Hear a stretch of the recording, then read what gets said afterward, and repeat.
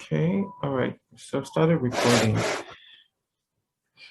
Okay, welcome guys. So for this call, for this session, yes, Veronica, it will be saved. Okay, so I've started recording. I'll post it. I'll share the link later. Don't worry about that. So for this class, we're going to go over some interview notes and scripts that I've seen submitted so far, and just try to talk about how the questions were asked and tips you can use as well. Okay, I don't know if everyone has seen the link that I shared. It helps. It's a great help when you're coming up with interview sessions and during your interview too. So do well to go over it.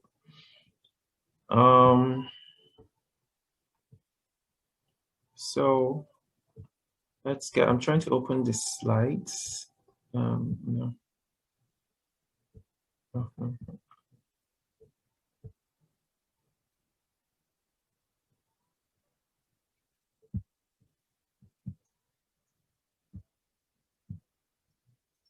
Some of the questions I've been getting so far for the interview script have been good, by the way. So good luck, good job rather.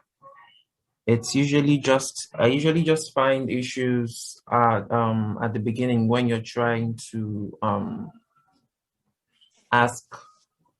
get to know more about the participant more personally. So I saw people asking questions in a way that they already are telling the participant that, okay, this is what we're trying to do.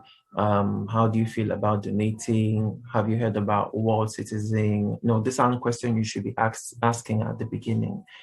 Okay, you should be asking questions like, what's their income? And reason why you might want to ask about their income is you want to know how often they might be getting clothes. You want to know what their hobbies are. So if their hobbies are tied to humanitarian kind of activities, then that'll definitely be good. And during the interview, you might get good insight, and it will be good for your interview notes as well. So let's go over some interview scripts that I've gotten so far. Oh no, Bria, I hope I got that right. It's not an invasive question. If it feels too invasive, you can ask them to give you a range when regarding questions that you might think are too invasive. Okay, so let me open this. Okay, so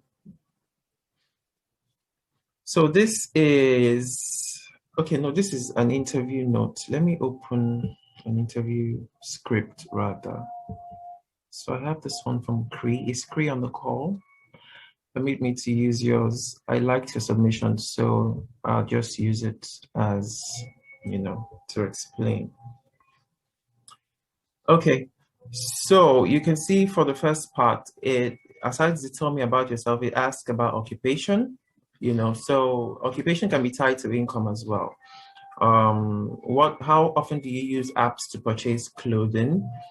Then what social issues are close to your heart, and how do you feel about donating clothing? Okay, well, why these talk about clothing, it doesn't necessarily go out of the box. And pay attention when you're conducting interviews. You should always look for cues that can help you ask more questions. Okay, I saw questions that would most likely give you a yes or no answer. Okay, if you're using those kind of questions in your interview script, always make sure that you're asking follow-up questions that will mask the yes or no that you got, or that will build upon the yes or no that you got. Okay. So questions about what clothes mean to them. How would you describe your relationship with clothing? How often do you revamp your wardrobe? A lot of people so far have, gotten these questions correctly. Okay, so you shouldn't exactly go with what you're seeing on your screen right now. personal questions there are various personal questions, and always learn to research as well. Okay, there are questions you can ask that are already on Google that will be good for your script as well, and it's not plagiarism. Okay, so most of these questions have probably been asked before in the past by previous researchers, and they've shared their notes online. You can go through their notes and see similar areas that you can get inspiration from. So questions about donating clothes, that wasn't a problem. And any other questions? So generally, if you are conducting interviews, it's always a good thing, or okay, let me say it's a bad thing to always mention who you're conducting the interview for, not the user. I mean the company that's hiring you, because your participant might be biased towards certain companies, and once they hear that you're doing something for that company, they'll immediately shut down and won't want to go further with you during the interview. Okay, and besides that, you might have non-disclosure agreements that do not allow you to share certain information with your interview participants, and so on and so forth. So what you can do is give them an idea of what you're trying to do, what you're trying to solve. Do not tell them who you're solving, who contracted you to solve this problem, and do not tell them so much about the details of how far you've gone with the project and all that's in between there. So just give an idea and see how they take that, and then proceed with the interview and using your interview script as well. Okay, so please feel free to drop any questions you might have in the chat box as well, so that afterwards I can take them. So once you're done with your interview script, you go into the interview notes. So I'm going to use this example for this interview notes here. You can notice the person has filled up the feel, think, say, and do. And excuse me. And while this might be correct, as in what was filled up here with the feel, think, say, and do, notice what's in the do quadrant. It says smiling, laughing, looking up, holding hands together. Okay, so when you're filling your interview notes, please fill it up with things that are related to the problem you're trying to solve, to the challenge, and what your participant did regarding that challenge in the past. Okay, so here you shouldn't be having things like smiling, laughing, looking up, and holding hands together. Okay. The things you should be having here are, let me give you an example, just a quick one.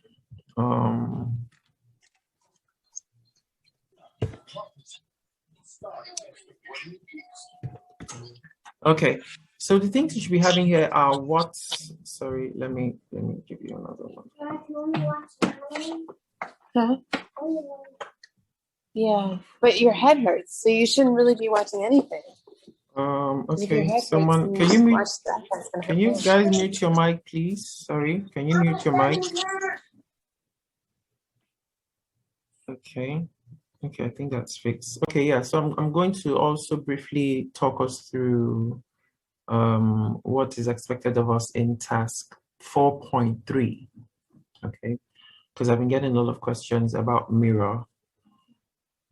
Okay, so you already have your mirror board for the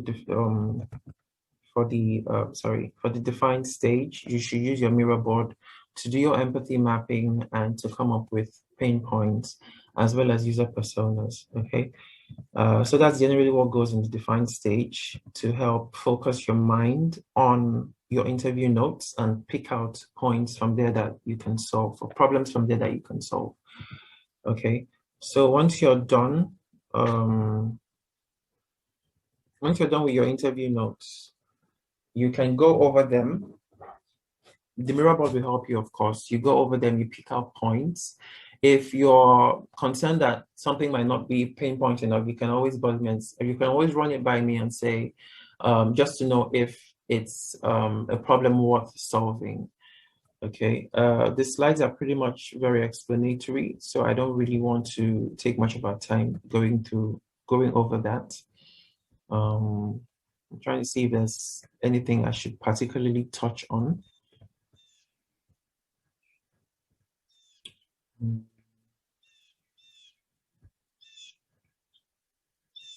Okay, I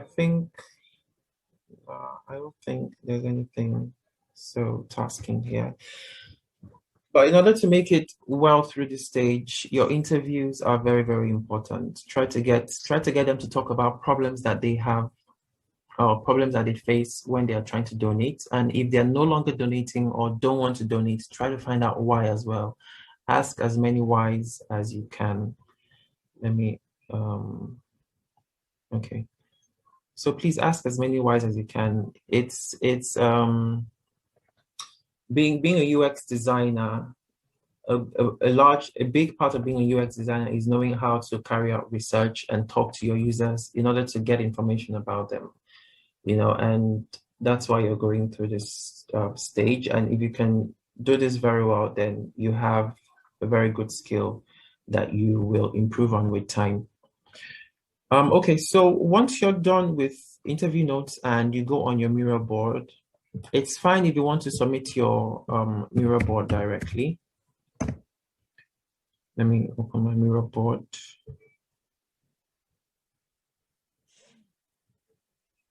Because I got questions about submitting a Miro link. I guess most people might be used to submitting links rather than creating a presentation entirely. Okay, so why is this not printing?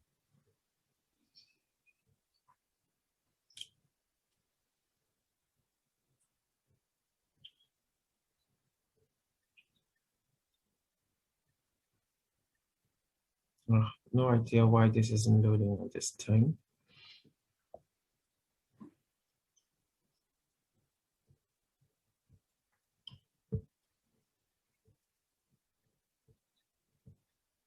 Okay. So it's fine if you want to copy this link here and submit as your 4.3 task, as long as I can see your organized notes and what your participants said, did and felt. Okay, and also the empathy map as well. Okay, so you can submit your Miro link, that's that on that. And if you want to create a presentation as well, just make a screenshot, save that as a picture, and make a screenshot of this as well. Okay, and also the pain points. I particularly want to see the empathy map and the pain points you were able to generate. If you don't have good enough pain points, coming up with solutions is going to be difficult. So get as much pain points as you can from your interview participants. Okay, I think that's everything I have for you this afternoon. Sorry, give me a minute. Let me go to the Slack channel and see if there are other issues that I would like to address. If you're not able to move forward, if there's anyone on the call and they're not able to move forward with week 4 courses, please make sure you've gone through the previous courses that you have. I'm not talking about only design ones. I'm talking about the programming ones as well. Introduction to programming, the Talent LMS one as well. And I think there's one more. I can't remember what it is right now. So please go through that.